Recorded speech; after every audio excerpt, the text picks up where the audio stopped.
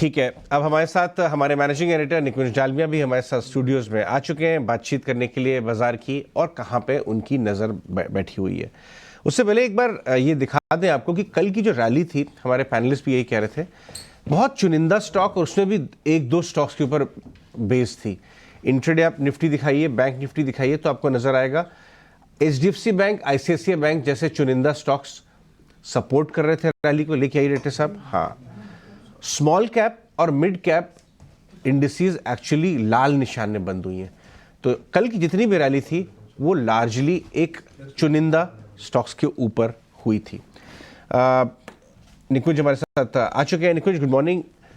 निकुंज, कल हमने देखा कि ये बहुत नैरो रैली थी, HDFC लेड और ICICI कुछ हद तक, बाकी बाजार में पार्टिसिपेशन नहीं था। तो आप जैसा कह रहे थे कि ये एक फीलिंग ही नहीं आ रही थी कि न्यू हाई जैसी है, क्योंकि सबके पोर्टफोलियो तो 20% नीचे है टॉप से। हम कहते हैं ना thunder, show me the thunder.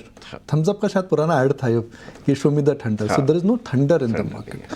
तो ऑल टाइम हाई है जी, ऑल टाइम हाई बना, हाँ जी। 22,000 के ऊपर निफ्टी है जी, हाँ जी। तो सब चीज़ हाँ जी है इन टर्म्स ऑफ द लेवल्स।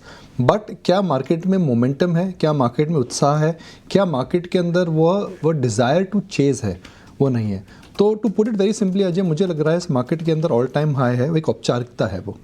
मगर क्या मार्केट के अंदर ठंडर है, क्या मार्केट के अंदर उत्साह है, क्या मार्केट के अंदर कुछ इस समय ऐसा हमें कुछ बड़ा दिख रहा है कि जिसके वजह से हम बड़ी कॉन्फिडेंटली बोल सकते हैं कि ये मार्केट और चलता ही रहेगा? मुझे नहीं लगता। मार्केट में लीडरशिप इस समय थोड़ी क्लियर नहीं है। PSUs के अंदर करेक्शन आ चुका है और मार्केट्स के अंदर इस समय हम देख रहे हैं कि कोई बहुत बड़ा न्यूज़ ट्रिगर नहीं है। तो मार्केट का जो टेक्सचर है आपको बता रहा है कि मार्केट रेंज में रहेगा, बायस इसका पॉजिटिव रहेगा। दिसंबर, अक्टूबर, नवंबर के महीने में 80-90% stocks went higher. I think इस क्वार्टर के अंदर केवल 20% स्टॉक ऊपर जाएंगे। निकुंज, बाजार कौन से हिस्से पे आपकी नज़र बनी हुई है इस समय? अजय, देखिए HDFC बैंक की हम बात कर रहे थे। HDFC बैंक के अंदर अगर इतना बड़ा ब्रेकआउट होता है जिसकी आज सब बात कर रहे हैं, तो जाहिर है सबके रडार पे इस समय HDFC बैंक रहना चाहिए, simply because of the way the odds are actually stacked up now against HDFC bank. मुझे अभी भी लगता है कि इस कंसोलिडेशन के अंदर आप देखें तो मुझे लग रहा है कि लार्ज बैंक्स की तरफ आपका रुझान जरूर रहना चाहिए। इस साल में आज नहीं तो कल, कल नहीं तो परसों, Ajay, reserve bank of India liquidity को बढ़ाएगा। जहां वो लिक्विडिटी बढ़ती है उसका सबसे ज़्यादा बेनिफिट मिलेगा लार्ज कैप बैंक्स को। तो मुझको लगता है कि लार्ज कैप बैंक्स को अपने पोर्टफोलियो में जिन्होंने अंडर परफॉर्म करा है, specially private banks, I think उनकी तरफ अब आपको नज़र रखनी चाहिए।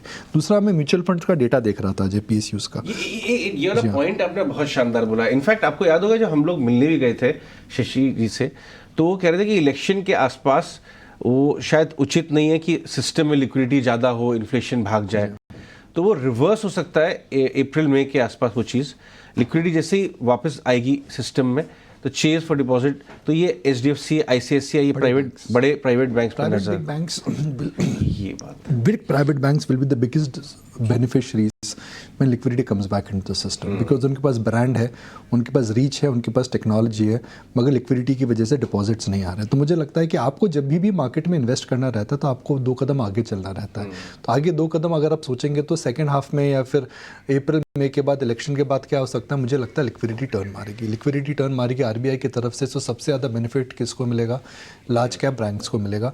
और मुझे लगता है कि वह आपके रडार पे होने चाहिए, बिकॉज कहीं गए भी नहीं। आप देखिए HDFC bank, ICICI bank, axis bank, IndusInd bank को छोड़ के बाकी सारे लार्ज कैप बैंक्स में कोई छक्का नहीं लगा है।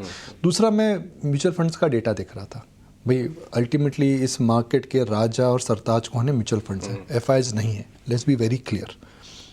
तो उसके अंदर आप डेटा देखें तो म्यूचुअल फंड्स ने जो PSUs में करा है, उन्होंने PSUs के अंदर रेलवेज में, डिफेंस में और छोटी पावर कंपनीज में एक्सपोजर कम करा है। उन्होंने लार्ज कैप बैंक्स की तरफ एक्सपोजर बढ़ाया है, स्पेशली SBI और BOB। तो मुझे लग रहा है कि बैंक्स की तरफ, PSU बैंक्स की तरफ भी, लार्ज PSU बैंक्स की तरफ रुझान रहना चाहिए, because they will also benefit when the liquidity environment becomes better. ठीक है निकुंज सर, गुड मॉर्निंग। अगर सरकारी शेयरों की बात करें, हमने अच्छा मोमेंटम देखा है और ये म्यूचुअल फंड्स के रडार पर भी हैं।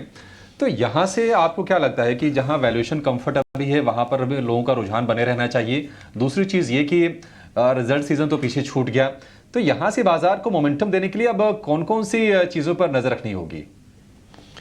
अभिषेक, देखिए मोमेंटम बाजार के अंदर फ्लोज और टेक्निकल्स की वजह से आता है। फ्लोज खराब नहीं है और टेक्निकल्स इस समय अच्छे हैं।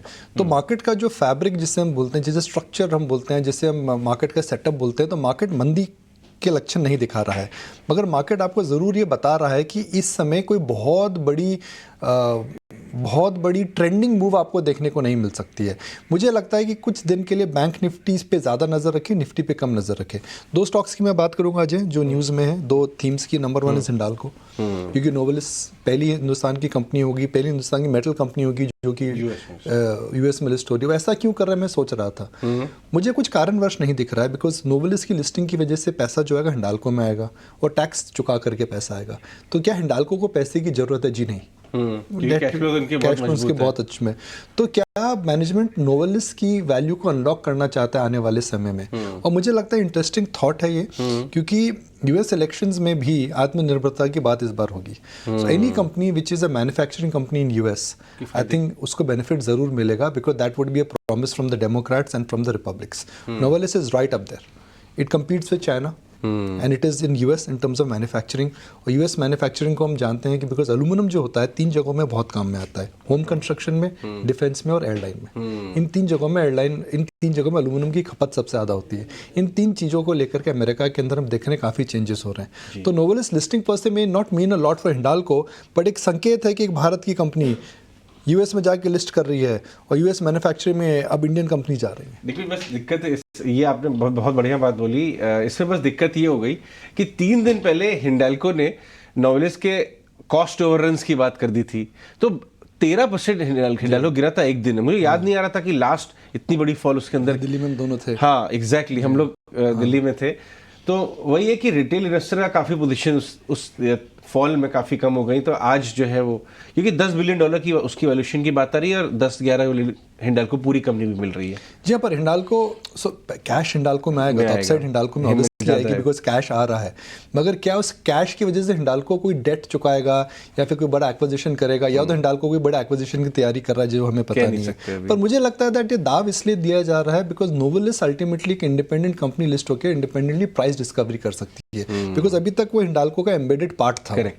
और जब आप उसे लिस्ट कर सकते हो तो सम ऑफ पार्ट हिस्सों में, जिसमें हम दर्शकों को बता दो, जैसे हम कंपनियों को देखते हैं भाई, रिलायंस के अंदर रिटेल भी है, रिलायंस में जियो भी है, रिलायंस के अंदर O2 बिजनेस भी है। तो इसी प्रकार से हिंडाल्को की जो नोवेलिस की वैल्यूएशन थी वो उभर कर नहीं आ रही थी, वो उभर कर आएगी। ठीक है, बहुत बहुत शुक्रिया निकुंज इन सब बातचीत के लिए। हमारे साथ विनीत, आप हमारी बातचीत सुन रहे होंगे हिंडाल्को को लेके। आज बड़ी खबर तो वही है, पहली कंपनी होगी जो यूएस में एक्चुअल मार्केट में लिस्टेड है। एडीआर जीडीआर की बात नहीं कर रहा मैं। इस भाव से हिंडाल्को लेंगे आप? डेफिनेटली हिंडाल्को हम खरीदेंगे। मुझे लगता है कि यहाँ से एक 20-30 रुपए का ही डिक्लाइन हो सकता है, और जो बात निकुंज ने कही है उसे बिल्कुल सहमत है, ये भाव बढ़ना चाहिए। विनीत, इसके अलावा कौन से ऐसे स्टॉक्स हैं जो आपके रेडार पे हैं इस समय? फंडामेंटल नजर से 2 स्टॉक बताइए। SBI, HDFC bank top picks है, इंडसइंड बैंक भी ठीक लग रहा है, और तो ये 3 स्टॉक बैंकिंग ओवरवेट है हम और view for the short term.